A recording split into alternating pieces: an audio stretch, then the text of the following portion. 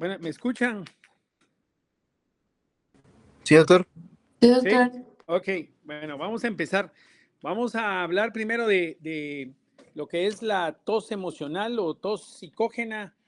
La han llamado de varias formas: tos de hábito, tos asociada a tic, tos del fingidor. Si uno busca en la literatura, no hay mucho sobre la tos psicógena.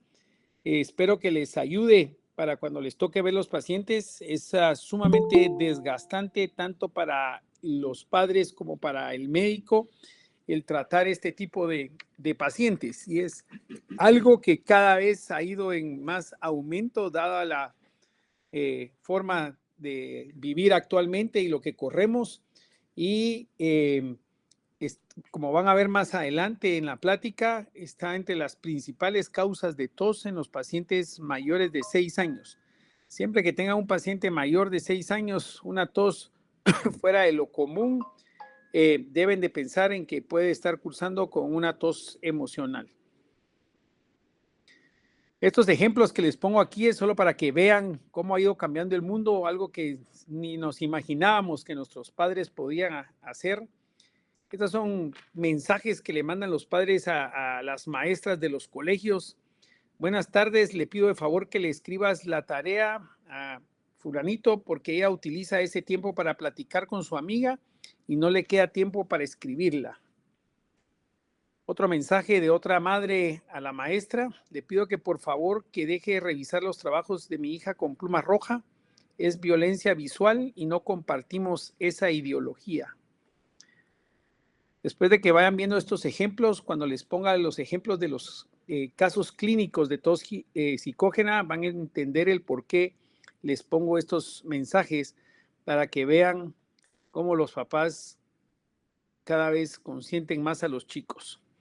Maestra, le pido de favor que ya no llame a mi hija por su nombre. Ahora ella quiere llamarse Princesa, para que lo cambie de sus listas cuando le hable. ¿Qué tal?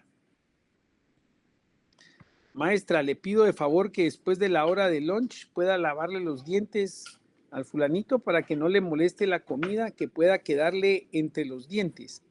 Le mandé su cepillo en la mochila. Gracias. Buenos días. No me dio tiempo de peinar a nombre de la nena, pero me gustaría que saliera en la foto como en este ejemplo.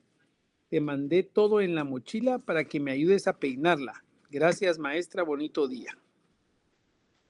Hoy le mandé yogurt a mi hijo, pero no sé si está expirado. ¿Podrías probarlo para saber si sabe muy mal? Y si sí, que sus compañeros le compartan, por favor, algo. Gracias. Hoy se me hizo tarde y no alcancé a cocerle el espagueti que quería. Te mando todo. ¿Me lo podrías cocinar ahí en la cocina de la escuela? Puedes agarrar una porción para ti también. Hola maestra, hoy amaneció con mucha tos. ¿Podrías darle unas palmadas en la espalda cada 30 minutos para que saque las flemas y guarde el pañuelo donde las aviente? Me mandas foto para ver de qué color son. Mañana te mando la medicina. Gracias. Estos son algunos ejemplos de cómo ha ido cambiando todo. Es imposible que las maestras puedan hacer eso. Imagínense si tiene 30 alumnos y cada mamá le manda que quiere algo en especial con cada chico. La tos es uno de los motivos de consulta más frecuentes en la práctica pediátrica, si no la más frecuente. La otra son los problemas gástricos o las diarreas, y representa un reto para el médico porque primero hay que quitar la molestia de la tos, que molesta a veces no tanto al paciente como a los padres, y porque algunas veces no es fácil encontrar la etiología de la misma. La etiología más frecuente según la edad: los menores de 1 año deben de pensar en reflujo gastroesofágico, anomalías congénitas, asma del lactante o infecciones neonatales como el virus sincitial respiratorio. Y aquí aprovecho solo para hacerles énfasis en lo que es el reflujo gastroesofágico. Actualmente no es que a veces cursen con enfermedad de reflujo gastroesofágico, sino que es la mala técnica alimenticia o la cantidad de pachas nocturnas que le dan.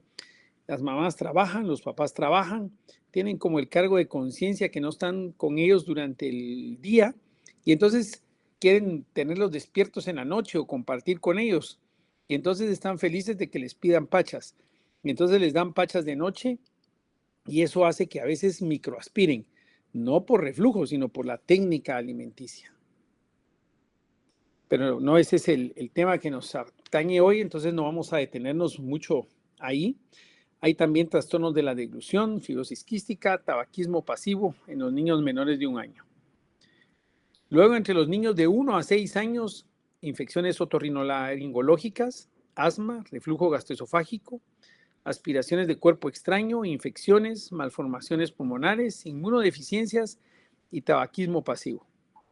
Pero ahora sí, a lo que nos interesa. Los mayores de 6 años. La causa más frecuente es asma o tos equivalente o asma que es tos que es equivalente a asma, sinusitis, tos psicógena. Fíjense, está en la tercera causa. Antes todavía que el reflujo gastroesofágico. Nos vemos. Mil gracias. Malformaciones pulmonares, bronquiectasias y tumores.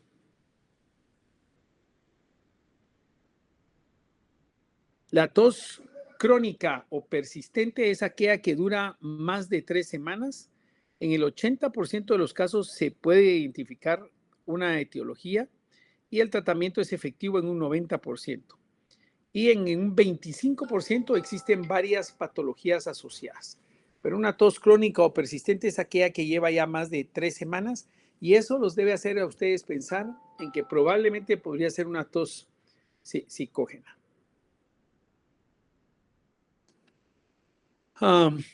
Usualmente la tos psicógena o de hábito tiene un sonido peculiar, como un graznido, o a veces es de múltiples formas. He tenido pacientes que pareciera que están estornudando y lo que están es tosiendo y tosen constantemente, no paran, prácticamente tosen y tosen y tosen y tosen.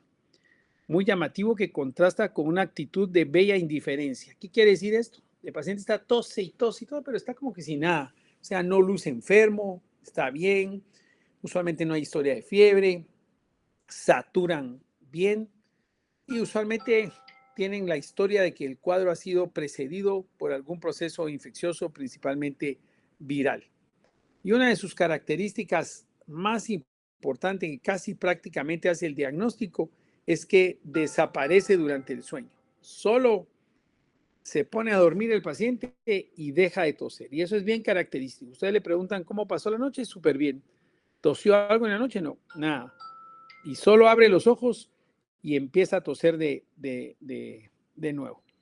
Y como les mencionaba, usualmente está precedido por un proceso viral que les induce tos y ya luego se quedan tosiendo.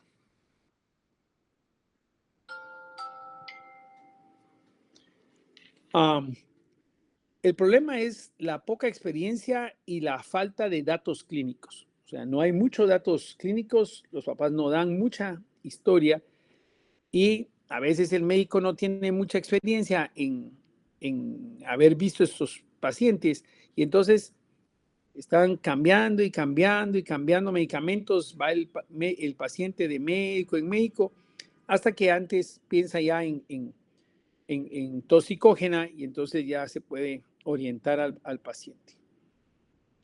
Y el diagnóstico usualmente es por exclusión, no hay un test, un examen, algo que podamos hacer para llegar al diagnóstico, sino que se debe descartar todas las patologías para poder decir puede ser una tos psicógena. Tienen que estar seguros de que no hay otra causa.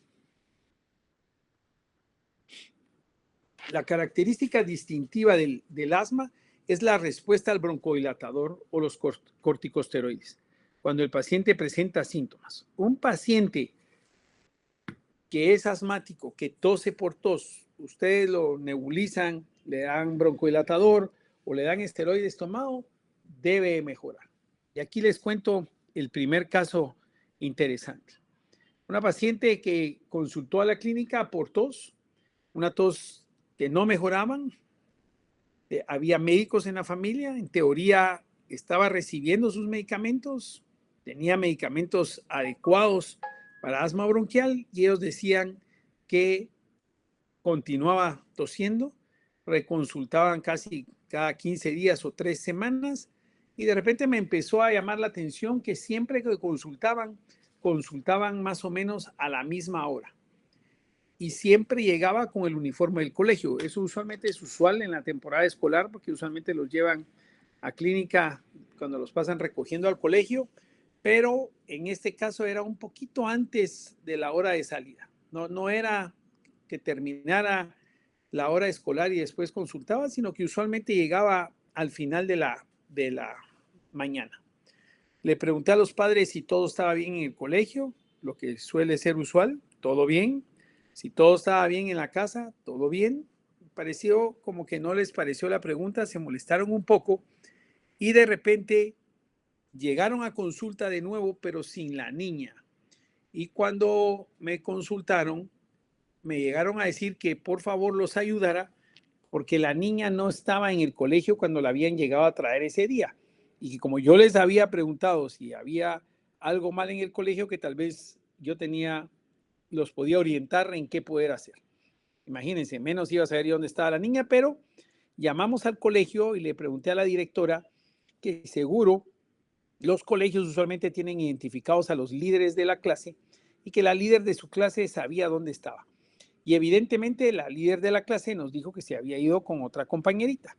Ya cuando intervino la psicóloga del colegio, esta paciente que estaba consultando por tos era líder, pero no tan líder como la que fungía como líder de la clase. Y entonces cuando la líder de la clase les decía a sus compañeras que le hicieran la ley del hielo, empezaba a toser. Empezaba a toser, hasta que llamaban a los papás que la fueran a traer y la sacaban del colegio y era cuando venían a consulta. Usualmente antes de terminar la hora de clases y ya con el tratamiento psicológico y cuando intervino la psicóloga, desapareció la tos, no más tos. La tos básicamente puede originarse a partir de 3 sitios anatómicos, tanto del sistema nervioso central, la vía aérea superior o del parénquima pulmonar. El 46% de pacientes con tos crónica no tienen una causa explicable y ahí es donde entonces empiezan nuestros diagnósticos. Todos son lo mismo: tos habitual, tos psicógena, tos asociada a tic nervioso, tos asociado a trastorno conversivo o tos del fingidor, ¿verdad? Y esa es una de las causas que puede ser y que no queremos diagnosticar y que al médico le da muchísimo temor decirle a los padres que la causa es una tos emocional. La Academia Americana de Psiquiatría la pone como síndrome de tos somática psicogénica o tos asociada a TIC o un trastorno de conversión. Así la clasifican ellos y la ponen como trastorno de conversión hasta en un 21.9% o en un trastorno mixto de ansiedad y trastorno depresivo en un 12.5%. Así lo clasifica la Academia Americana de Psiquiatría y pone estos 4 tipos de tos psicógena. Y algo que es característico de estos pacientes es que usualmente tienen tendencia obsesiva compulsiva. Tienen cierta tendencia a puntuaciones elevadas y usualmente son los mejores de la clase.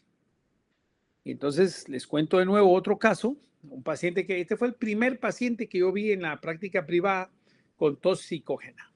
Me consulta el pediatra y me llama porque llevaba ya 5 días hospitalizado, un chico que tenía supuestamente una infección por micoplasma y tosía constantemente. Era una tos que decía, no sabía yo, le dije, ¿estás estornudando o estás tosiendo? Pero lo hacía constante, no paraba. Cuando les mencioné que podía ser una tos psicógena, una tos emocional, por supuesto era cuando yo estaba empezando a ejercer, estaba joven, dijeron, nos está hablando charadas, y se fueron a los Estados Unidos. Tenían recursos, se fueron a los Estados Unidos y los gringos no se la tragaron. De primas a primeras, cuando ellos pidieron que les hicieran exámenes, les dijeron sí, con mucho gusto, pero primero lo va a evaluar el psiquiatra. Llegó el psiquiatra y en ese entonces empezaba la tecnología, no había como tanta tecnología como ahora, y el psiquiatra le dijo que le iba a colocar un micrófono como el de los artistas, que era un micrófono inalámbrico, un micrófono que le iba a permitir a él escuchar la tos todo el tiempo cuando él estuviera en su oficina en consulta viendo pacientes, porque las oficinas quedaban ahí mismo en el hospital, pero que tenía el inconveniente que así como él lo iba a poder oír en su oficina, igual iba a sonar la tos en todas las bocinas del hospital. Y entonces se iba a escuchar en todos los pasillos. No volvió a toser después de colocarle el micrófono. Cuando el psiquiatra regresó en la noche, entonces ya él contó, él era el número 1 de su clase y después de la infección que le dio por micoplasma tenía pena de regresar al colegio y que ya no iba a ser el número 1 porque ya la número 2 lo había pasado. Y entonces mejor tosía para no regresar a clases. Entonces, como ven, tiene este paciente una de las características que mencionamos, que es la puntuaciones elevadas, ¿verdad? Tendencia a puntuaciones elevadas, números 1 de la clase. Usualmente a todos los que van en el pelotón no les pasa nada, pero o son de los primeros o son de los últimos. Ellos son los que más se ven afectados.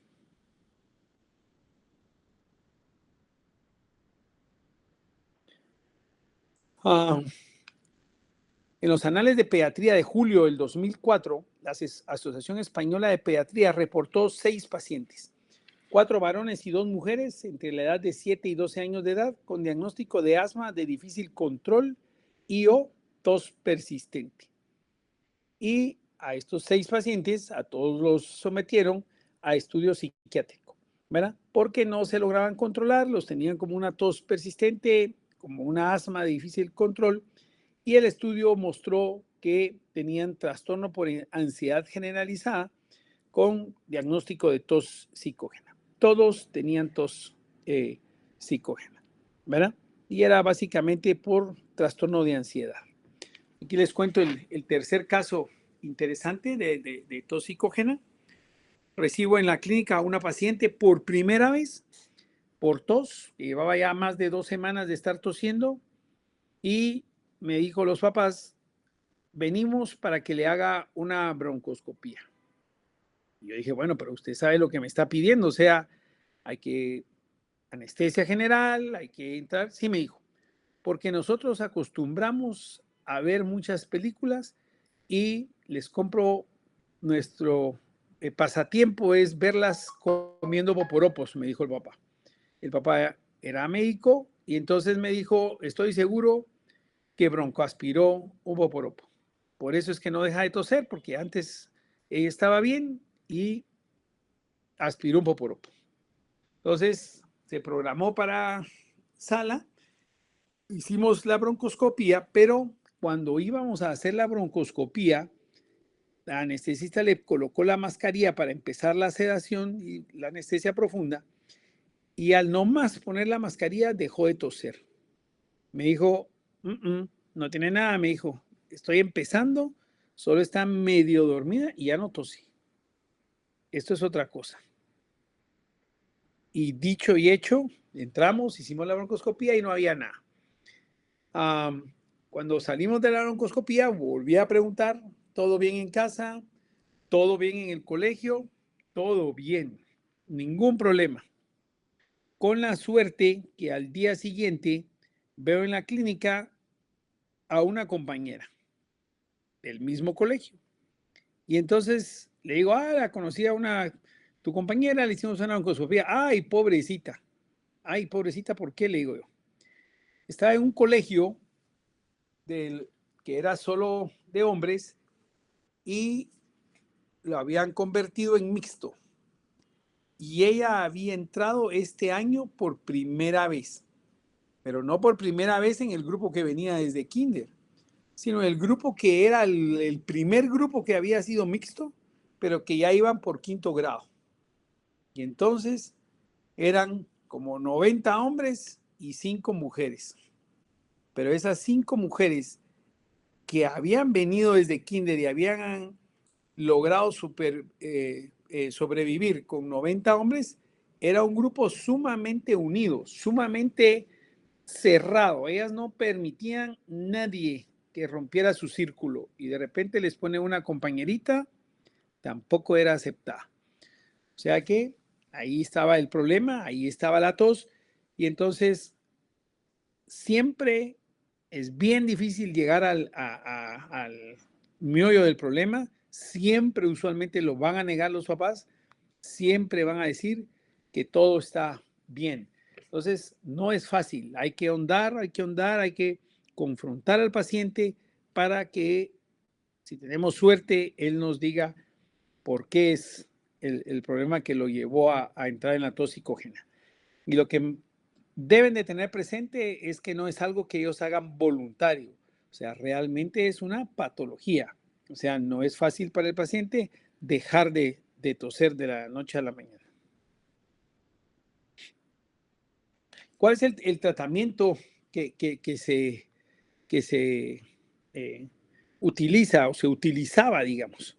Pues básicamente cintas opresivas en tórax, ponían una venda apretada para que cuando tosiera le apriete el tórax y les moleste y entonces dejan de toser.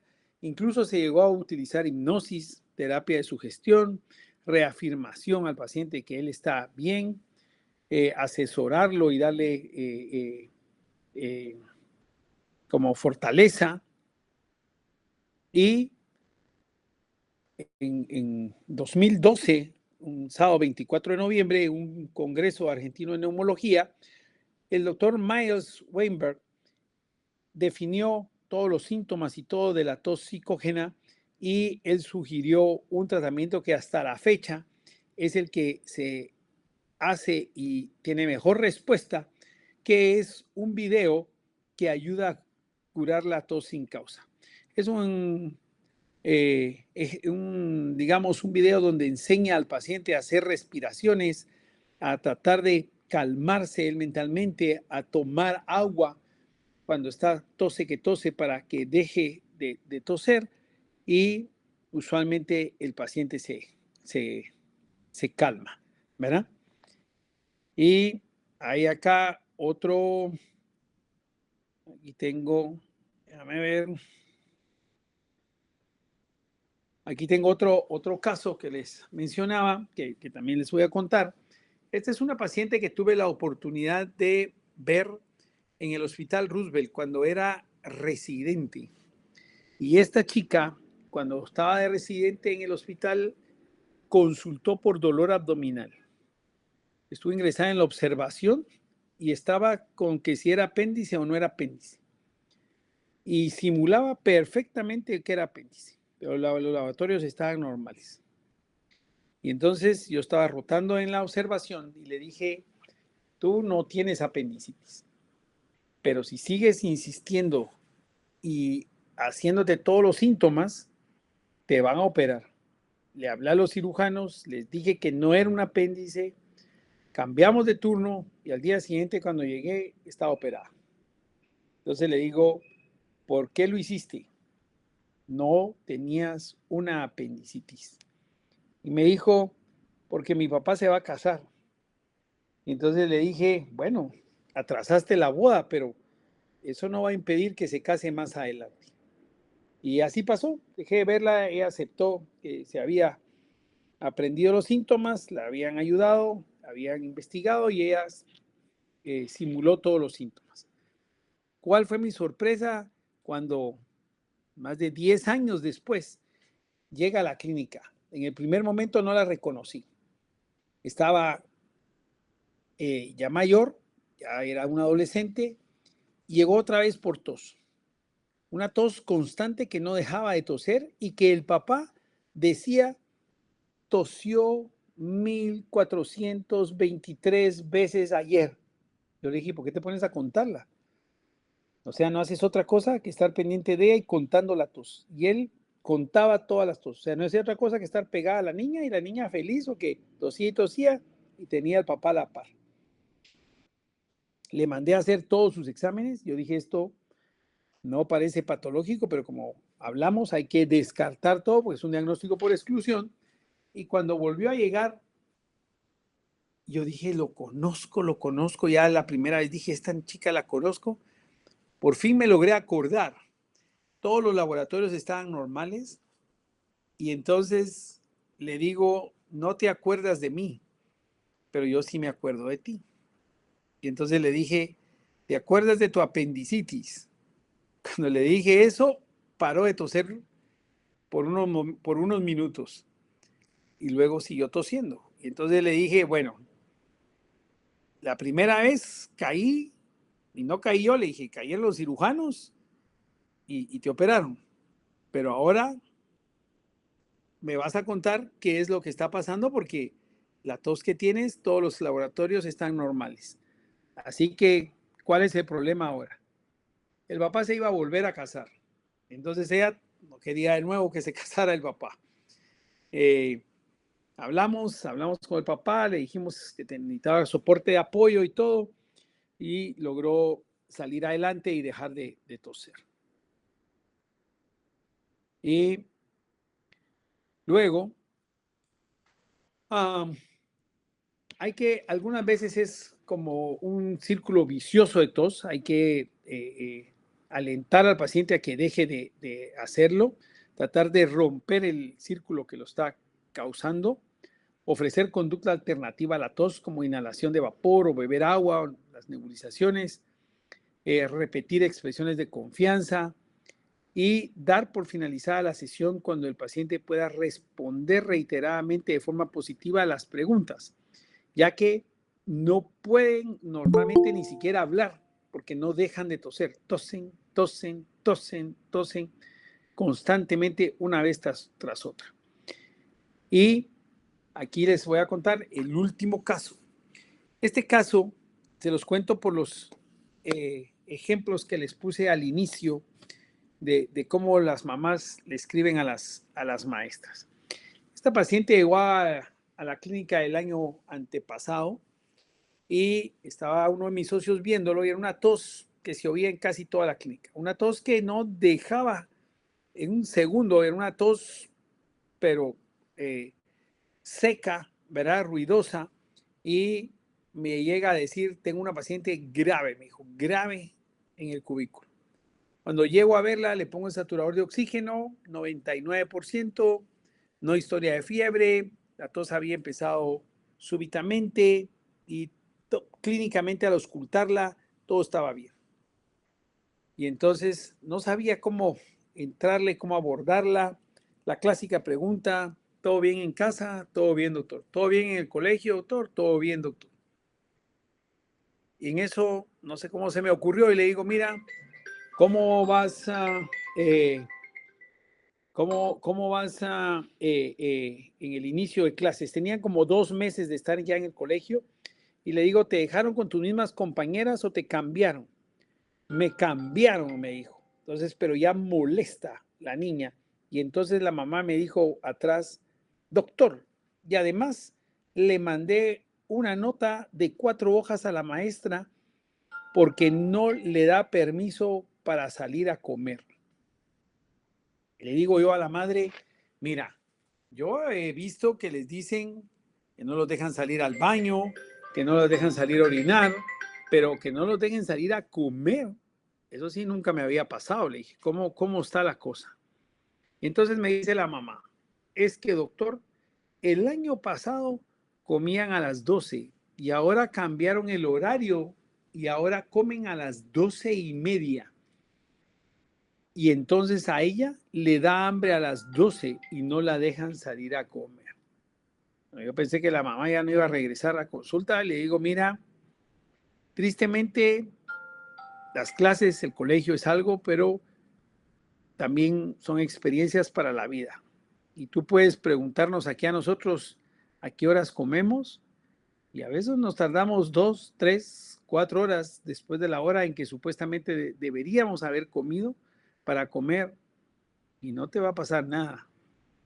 Así que yo te puedo dar la respuesta de tus 4 hojas que le mandaste a la maestra. La dirección del colegio te va a decir en 2 líneas. Hay 250 colegios más que la pueden atender y puede buscar cuál es la que más se adapta para su horario de comer. Punto. Entonces, no puedes secundarla en eso, le dije, porque le estás haciendo daño para la vida, porque esto no puede ser. Ella está tosiendo porque no quiere ir a clases. Y entonces, así hablamos, le dimos tratamiento de apoyo, de soporte, y en menos de una semana estaba sin tos.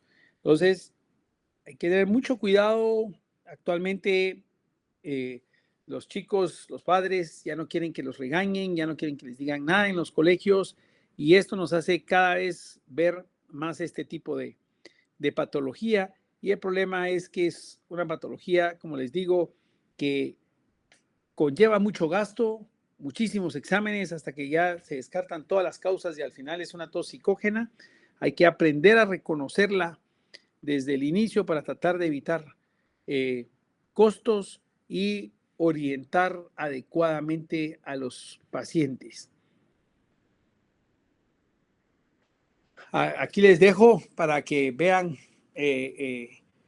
lo lean ahí rápidamente, un poema de Bucay. Jorge Bucay es un psicólogo, psiquiatra argentino que escribe mucho sobre la vida, sobre los ejemplos, y creo que en este resumió todo lo que sucede en estas tos psicógenas y parte de la vida.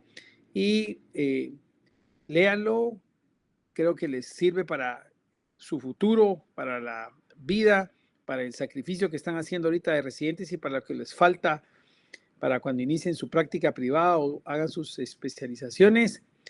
Y realmente no es esta página. Aquí les paso la segunda, porque continúa, son 3 páginas, pero creo que sí vale la pena que lo lean.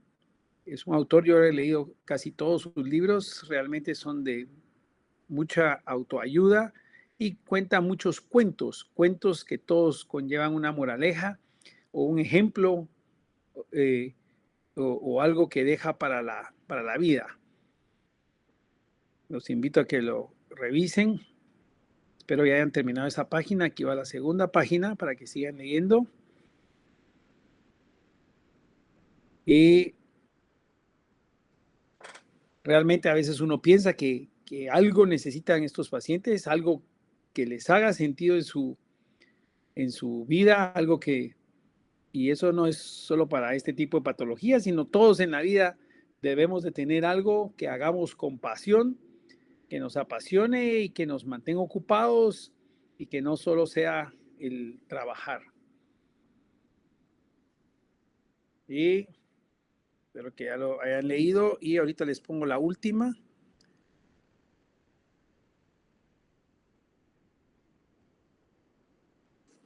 Y aquí finaliza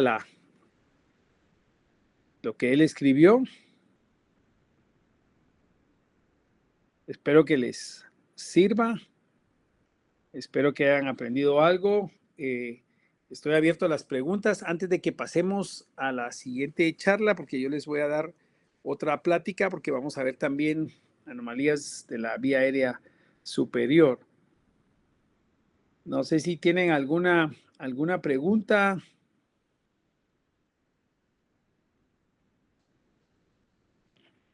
¿Alguna duda? Si no, les pregunto yo. Tengo aquí algunos nombres que vi ahí que se habían conectado. A ver, Israel Prado, ¿cuál es la característica de la tos psicógena que casi nos hace el diagnóstico de lo que acabamos de mencionar? Buenas noches, doctor. Buenas noches. Según, bueno, lo que pude ver es que era una tos como engrasnado. Algo así leí que era. École. Ujú. Algo más de eso? ¿Algo más? Porque a veces la característica de la tos puede variar. Es una tos así como muy constante que no para, pero hay algo más que les mencioné ahí que hacía casi que es bien Sí, característico, lo debe hacer pensar a uno que estamos ante una tos psicógena. que el paciente luce sano, no luce enfermo, no, Está bien no. también, pero hay otra causa que casi nos dice. A ver, vamos a ver, Alejandra Barrientos, ¿qué casi te hace el diagnóstico? Buenas noches, doctor. Buenas ¿Podría ser noches. que desaparece durante el sueño? École, eso es lo característico. Esa es la pregunta que ustedes deben hacerle al paciente. Recuérdense que ustedes son los que guían el interrogatorio. Entonces, ya vieron, porque ustedes van a ver a simple vista que el paciente luce bien. Le pusieron un saturador y tiene una tos horrible y le satura 98-99%, que ustedes dicen que raro. Si tuviera algo pulmonar no me va a saturar 98-99%, ¿verdad? Y como les dije, la tos puede variar un montón, la describen como graznido, pero lo característico es que solo se duerme y deja de toser. Si eso le sucede, ustedes deben de pensar que puede ser una tos psicógena. Si alguien tiene una patología pulmonar, tose de noche. Si está tosiendo porque está goteando atrás retronasal, va a toser dormido. Si tose porque tiene reflujo, va a toser dormido. Si tose porque tiene amígdalas grandes, adenoides grandes, ronca de noche, se va a ahogar en la noche, se va casi a sentar porque tiene ahogos, va a toser. En cambio, en la tos psicógena, el paciente se duerme y como que no tuviera nada. Y al día siguiente tose de nuevo. Eso es lo característico, ¿verdad? Entonces, con eso que les quede, creo que estamos, ¿verdad? Como les digo, es algo que deben de pensar, principalmente en qué edad van a pensar en tos psicógena. A ver, Orozco, Iván Orozco, En pacientes arriba de 6 años. perfecto. Pacientes arriba de 6 años en adelante deben de pensar en tos psicógena. Por supuesto que uno de 6, 7, todavía puede que sí, puede que no, pero conforme se van acercando a la adolescencia, ahí empiezan más, pero a veces también los chiquitos. Y por cosas que uno ni se puede imaginar, ¿verdad? Y como les digo, casi siempre lo niegan los papás. Casi siempre todo está bien, todo está bien, todo está bien. Entonces, ¿verdad? Arriba de 6 años, ya vieron, tercera causa, tos psicógena. O sea que de 6 años en adelante deben de pensar, ¿verdad? Lo que pasa es que ustedes ahorita ya no se dan cuenta, ¿va? Porque hacen turno hoy, mañana hace turno otro grupo en la emergencia, pasado hace otro, el cuarto día hace otro, y si tienen la suerte que les regrese el día que ustedes están, este me llama la atención porque vino hace 4 días. Pero el problema cuando estamos haciendo nuestro entrenamiento es que usualmente nosotros no seguimos al paciente. Un día lo mira uno, un día lo mira otro. Pero cuando salgan a la práctica privada, que ya ustedes van a ver sus pacientes, un paciente que no les mejora, que no les mejora, que sigue con tos, que persiste la tos, tiene más de 6 años, luce bien, hay que tenerlo ahí, que pudiera ser una tos psicógena, ¿verdad? Y obviamente pues tiene que estar uno seguros que no hay nada más, porque obviamente se molestan los papás cuando uno les dice que es la causa principal, que puede ser la causa de la tos. ¿Alguna otra duda, alguna otra pregunta? Sí, sí, Francisco.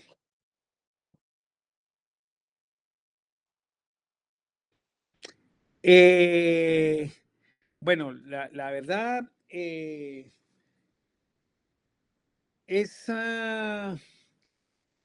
creo que se da más cuanto más recurso hay, ¿verdad? Aunque, ¿verdad? Aunque, sí, sí. Y además son chicos que están como más a la deriva, ¿verdad? Son chicos que les dan lo que sea para que no molesten y entonces como que tienen menos supervisión. Aunque, digamos, esta chica que te digo que la mamá le mandó la nota a la maestra, 4 hojas y todo, no era de uno de los colegios de alta gama, por así decirlo, ¿verdad? Era de otro colegio, ¿verdad? Eh, exacto. Pero muchas veces son los papás, ¿verdad? Y el problema es que cada vez lo vemos más frecuente, ¿verdad? Más frecuente. Tuve una paciente que, exacto, exacto. Tuve una paciente que era un cuadro tal cual cualquier novela que vemos en las películas, son estas películas de terror, un relajo familiar terrible. Y cuando yo llegué por primera vez que me llamaron, que gracias a Dios solo era consultante, les dije, todo bien, todo bien. Ningún problema en la familia, ninguno. Y no me la tragué y le dije que tenía una tos psicógena y al día siguiente que llegué la niña me dijo, pero solo entrando, tú no quiero que me veas. Yo le dije, perfecto, te vengo a despedir, porque estoy seguro que yo sé por qué no me quieres que te vea, porque fue al único que no te baboseaste, le digo, porque a todos los demás te los tenés de cabeza, le dije. ¿Ah? Y se estuvieron, le gastaron y gastaron en el hospital miles y miles de exámenes y todo salió normal, ¿verdad? Era una tos psicógena, ¿verdad? Pero sí, exacto, exacto, exacto, ¿verdad? Creo que esa narración que hace Bucay ahí lo define perfectamente, perfectamente. Porque tengo una mamá que tosía así, tosía así, tosía así y puchica, yo era preocupado y la trataban por reflujo, la trataban por aquí los de adultos, ¿va? Como no mejoraba, me consultaba.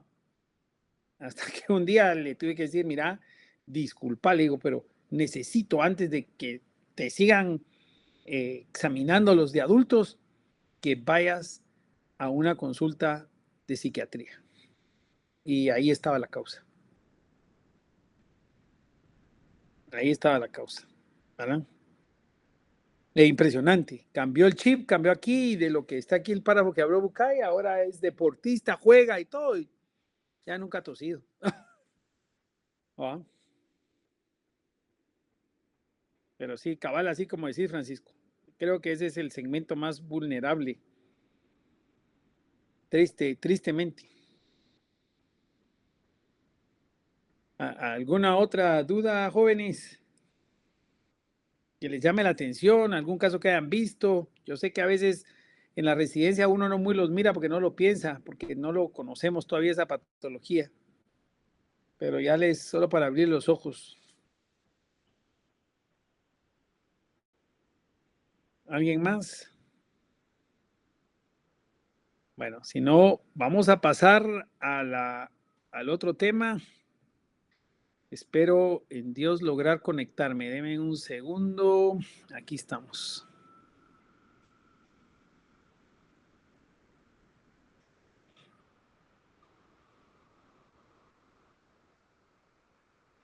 Ok. Estamos. ¿Todos me escuchan? ¿Me escuchan? Sí, doctor. Sí, bueno. Sí, doctor. Vamos a revisar el otro tema. Vamos a ver a anomalías de la vía aérea superior y, por supuesto, para evaluación les van a entrar las de la vía aérea inferior también. Lo que pasa es que eso la pueden revisar, ¿verdad? No es como la práctica que acabamos de ver. A mí me gusta tos psicógena porque es una clase más práctica, algo que no está en la literatura, algo que te va dando la experiencia de verlos. Cada caso es diferente, cada caso es una sorpresa. Esto otro es más como rutinario, ¿verdad? Voy a tratar de orientarlos lo que no se les debe pasar cuando evalúan al paciente, que es lo que uno hace, pero los demás temas ustedes los van a revisar y son evaluables también. Yo les voy a dejar aquí puesto la lista de temas al final, ¿verdad? Vamos a ver solo las de la vía aérea superior. Y la primera es la atresia de Coanas. La atresia de Coanas tiene una incidencia de 1 en 5,000.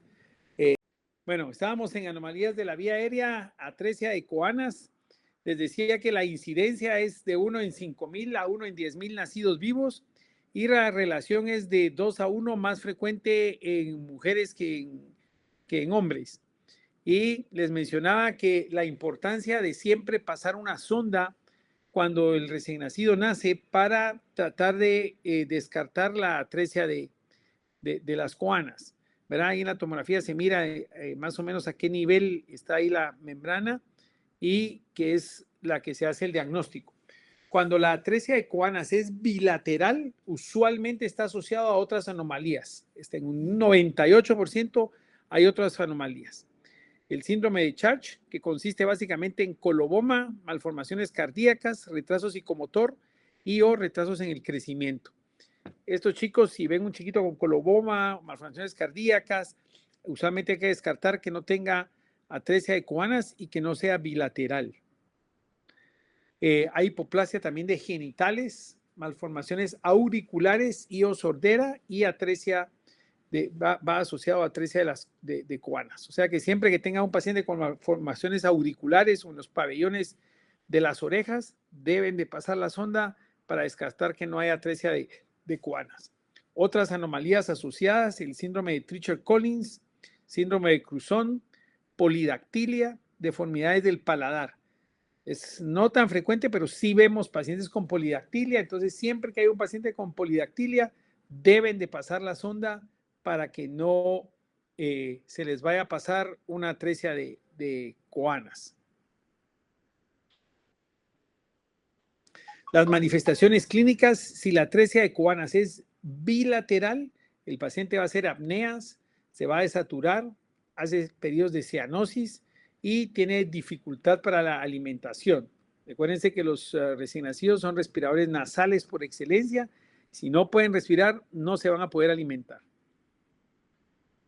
Si es unilateral, los síntomas usualmente se detectan hasta en una etapa más tardía, entre el 5º y los 24 meses de vida, algunas veces hasta los 5 años de vida. Usualmente por obstrucción nasal unilateral, rinorrea persistente o pacientes con sinusitis crónica, pacientes que reciben tratamiento para sinusitis y no mejoran y no mejoran y no mejoran, deben de pensar que pudiera tener una atresia de coanas unilateral. ¿Cuál es el diagnóstico diferencial de la atresia de coanas? Pues pacientes con rinitis, ¿verdad?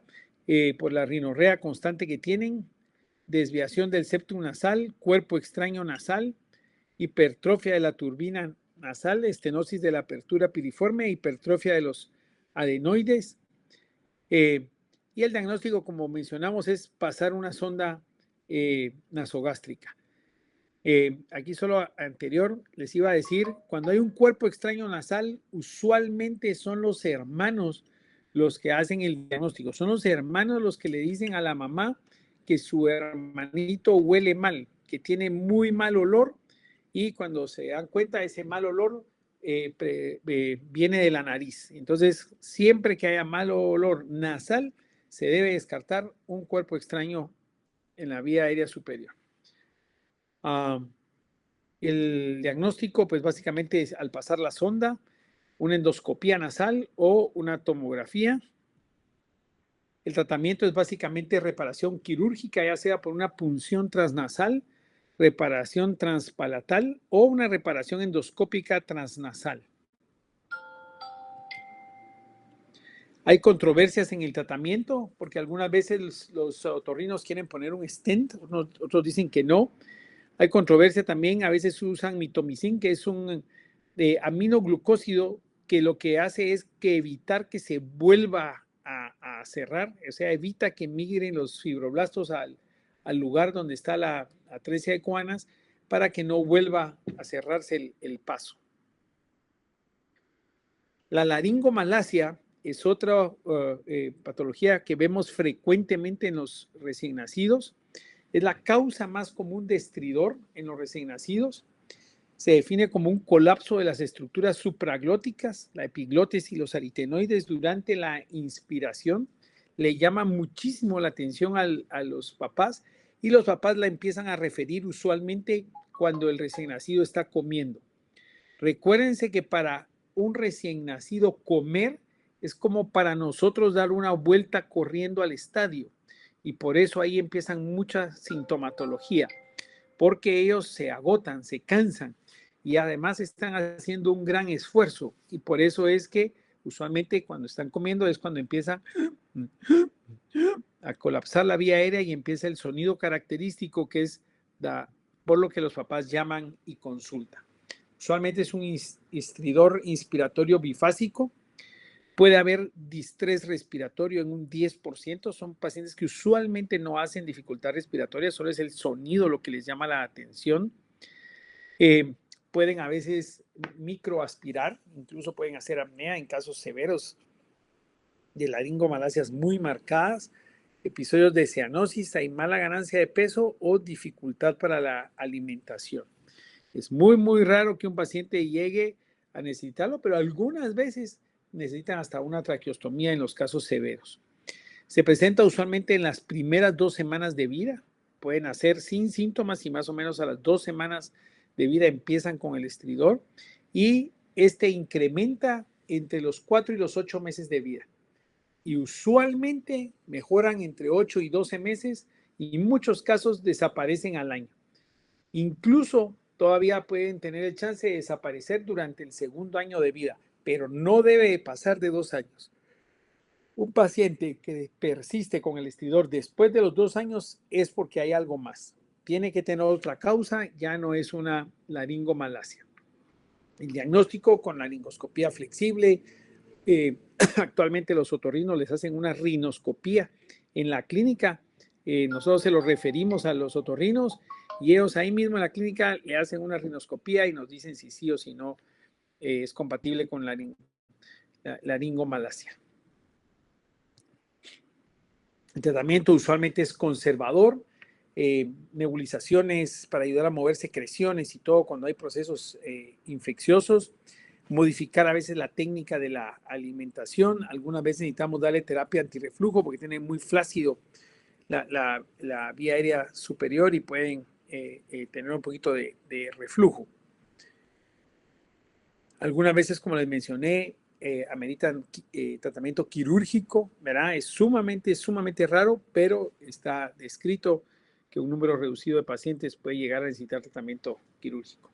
Como les mencioné, la mayoría son leves y resuelven entre 18 y 24 meses. Solo 10% son severos y pueden necesitar cirugía. Yo diría que menos del 10%. Aquí ven imágenes de la laringomalacia, cómo se colapsa por completo la vía aérea del lado derecho. Aquí ven, durante la inspiración se cierra por completo y durante la expiración se logra abrir. Eso es lo que mira el otorrino cuando nosotros le pedimos que haga una rinoscopía, ¿verdad? Es como que estuviera haciendo la broncoscopía, pero solo desde la parte posterior de la nariz y mira la vía aérea. La parálisis de cuerdas vocales es otra patología que podemos tener también en los pacientes. La parálisis de cuerdas vocales puede ser unilateral o puede ser bilateral. La unilateral usualmente es iatrogénica, usualmente es secundaria a una cirugía cardíaca, principalmente por ductus, o en cirugías por reparación de fístula traqueosofágica, en tiroidectomías, a la hora por trauma, a la hora de intubar, anomalías cardiovasculares, para cuando corregidas ya vimos, enfermedades neurológicas, infección o idiopática. Cuando es unilateral, es más frecuente el lado izquierdo. Y la razón es porque el nervio laríngeo recurrente tiene un trayecto más largo del lado izquierdo que del lado derecho. Ya que, ya saben, si les preguntan por qué es más del lado izquierdo, es por el nervio laríngeo recurrente, un trayecto más largo de ese lado.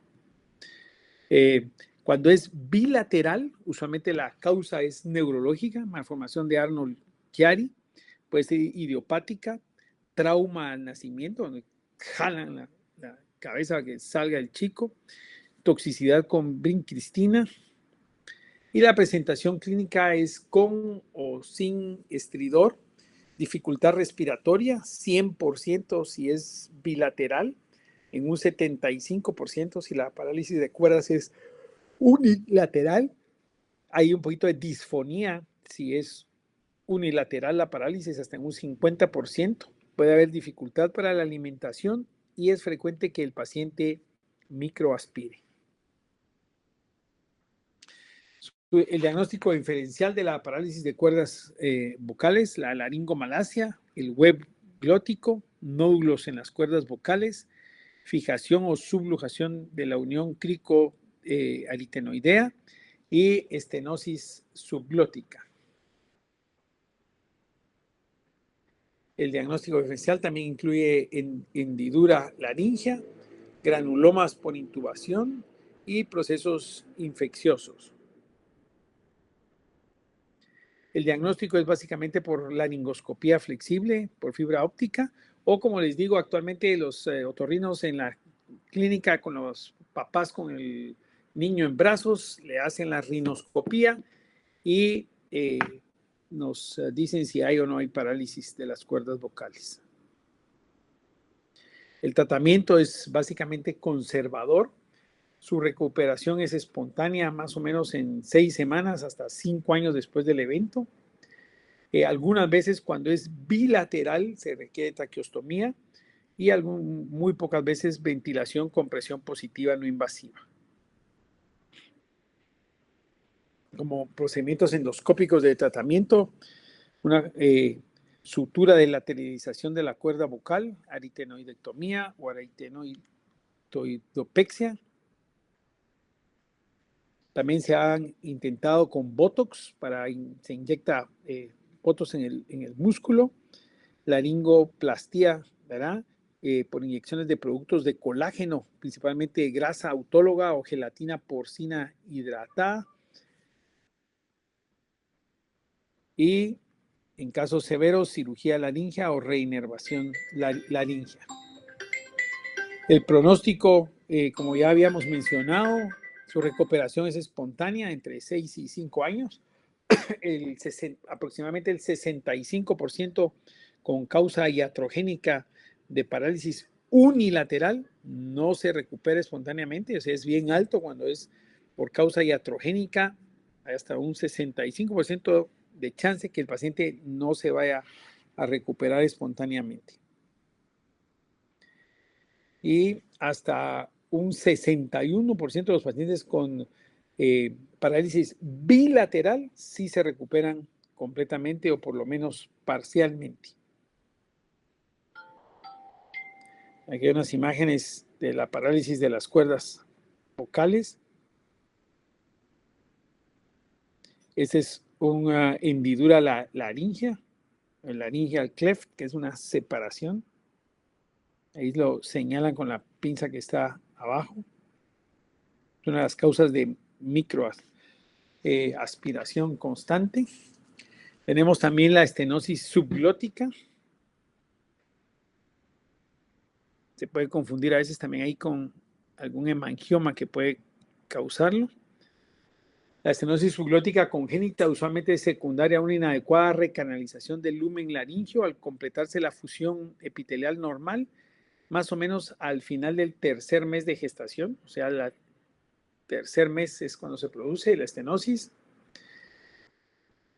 Y usualmente está localizada en la subglotis, o sea, por debajo de las cuerdas vocales hasta el margen inferior del cartílago cricoideo. Ahí es donde normalmente está. Su diámetro normal del área subglótica en un recién nacido a término es de 4 a 7 milímetros. En los recién nacidos pretérmino es de 3.5 a 4.5 y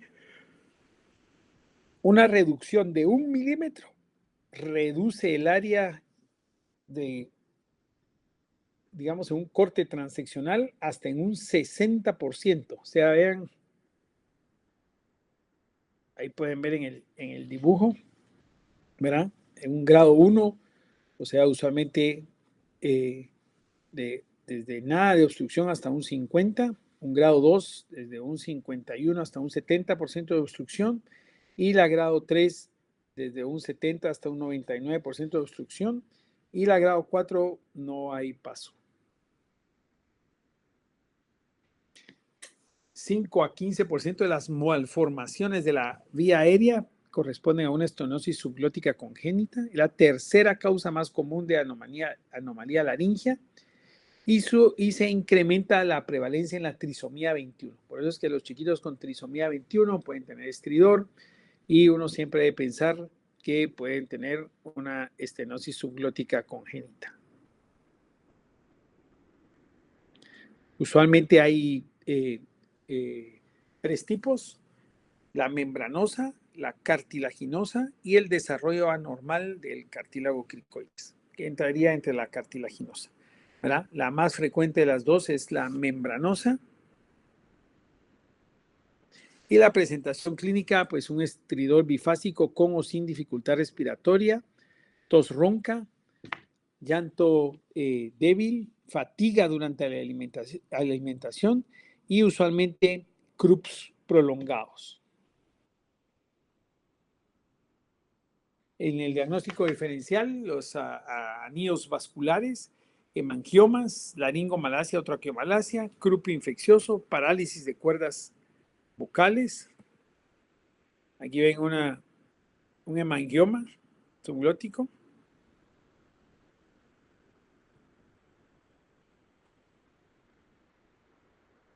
Hay otro hemangioma en el fondo. Estenosis traqueal, cuerpo extraño, reflujo gastroesofágico, quiste subglótico, epiglotitis, traqueitis bacteriana, son otros de los diagnósticos diferenciales. Y el tratamiento básicamente es conservador, algunas veces con dilataciones y muy raramente quirúrgico. La traqueomalacia, aquí ven un paciente con traqueomalacia, es muy frecuente que a veces veamos traqueomalacia en los pacientes que han estado en cuidados intensivos y que están aspirándolos y aspirándolos, van golpeando la vía aérea, la van dañando y pueden tener traqueomalacia, ven como en esta tomografía se colapsaba ahí la vía aérea. Es congénita en 1 de cada 2.100 recién nacidos. Puede estar asociado a atresia esofágica proximal con fístula traqueoesofágica distal. Es la anomalía congénita más frecuentemente asociada de la traqueomalacia, la fístula traqueoesofágica distal. Se puede observar también la traqueomalacia en anomalías craniofaciales, defectos de cromosomas, mucopolisacaridosis, desórdenes del tejido conectivo. Puede ser secundaria también a trauma, como les mencioné, por estar aspirando la vía aérea, los pacientes que están intubados, por compresión externa, ventilaciones con presiones positivas altas y procesos infecciosos que obviamente conllevan a inflamación. Y la presentación clínica, pues básicamente se manifiestan como un CRUP, una tos ronca o afónica, respiración corta a la hora de hacer ejercicio, neumonías a repetición y atelectasias. Puede haber cianosis o apnea con la alimentación, puede haber estridor expiratorio, ¿verdad? Con la traqueomalacia intratorácica y estridor bifásico en la extratorácica. Puede ser el diagnóstico diferencial, puede ser bronquiolitis, asma, displasia broncopulmonar, fibrosis quística, reflujo gastroesofágico. Broncomalacia, estenosis subglótica, quiste broncogénico, anillos vasculares, que ya les había mencionado. Y el diagnóstico, pues básicamente es con una broncoscopía flexible o rígida y se mira cuando se colapsa la tráquea. El tratamiento es conservador, usualmente resuelve entre 18 meses a 2 años. Se ha intentado tratamientos farmacológicos con betanecol, bromuro de patropium, betagonistas, salbuterol. Eso es básicamente para mal manejo de secreciones y ayudar a que el paciente logre mover las secreciones. Casos severos, pues con traqueostomía o ventilación no invasiva con presión positiva, o en casos rarísimos, cirugía. Ahí estamos, anillos vasculares ya entra en otras anomalías, ya para la vía aérea baja. Anillos vasculares deben de revisarlo, deben de revisar también las variantes de atresias esofágicas con fístulas que también dan problemas respiratorios y con fines evaluativos. Creo que hasta ahí estamos. No sé si tienen dudas, preguntas.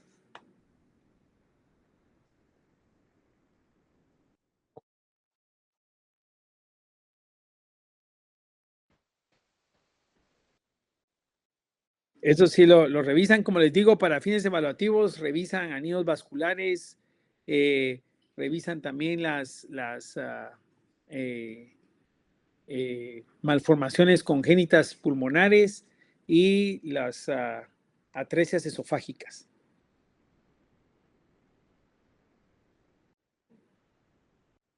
Ok, mil disculpas ahí por la conexión. Ahí está. Sí, hombre. Ah, bueno. Ah, sí, perfecto. Te mando los datos. ¿Alguien con alguna pregunta? Nadie. Bueno, Francisco, No, muchas mil gracias. gracias. Bueno, jóvenes, muy buenas noches. Buenas noches.